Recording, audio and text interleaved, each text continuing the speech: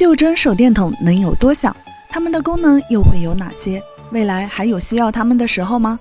现在我们看到的这款造型炫酷的袖珍手电筒的售价在15美元左右。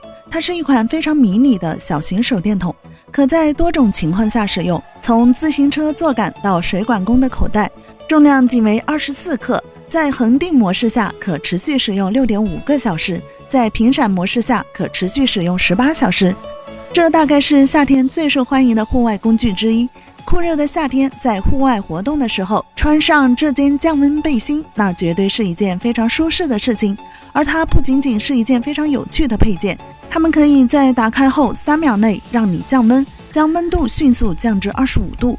充满电后，它们可以运行2个小时，为你夏季户外活动提供更多的方便。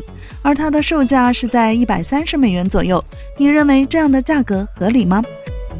对于很多爱宠物的人来说，宠物可能是他们家庭的一员，但有些时候主人可能因为工作忙，没能及时照顾好宠物们。这种滚轮机器人能派上大用场，它不仅可以让你的宠物吃饱，并且还会玩得开心，而且你还可以在工作休息间隙和它们聊天。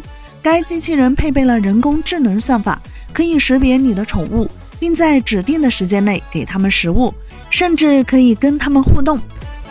这个小小的机器人将使清洁泳池这项庞大的工作变得轻而易举。它可以潜到水里，在水下工作，水面清洁也可以完成得相当出色。清洁完成后或电池电量低时，会及时给到提醒。人工智能算法和20个传感器引导清洁机沿着高效的 N 型和 S 型路径移动，收集漂浮的碎片，擦洗地板和墙壁，并能每小时过滤2819升水。这个附加组件可以将你的智能手机变成一台显微镜，它拥有200倍变焦、12照明选项和快速对焦。开发者非常细心地考虑了每个细节，而且他们设计了71至105毫米的通用安装装置，所以它几乎能和所有智能手机兼容。一次充电即可让你用5个小时的时间来探索周围的世界，并能拍下令人印象深刻的照片。好了，这期视频就到这，下期更精彩。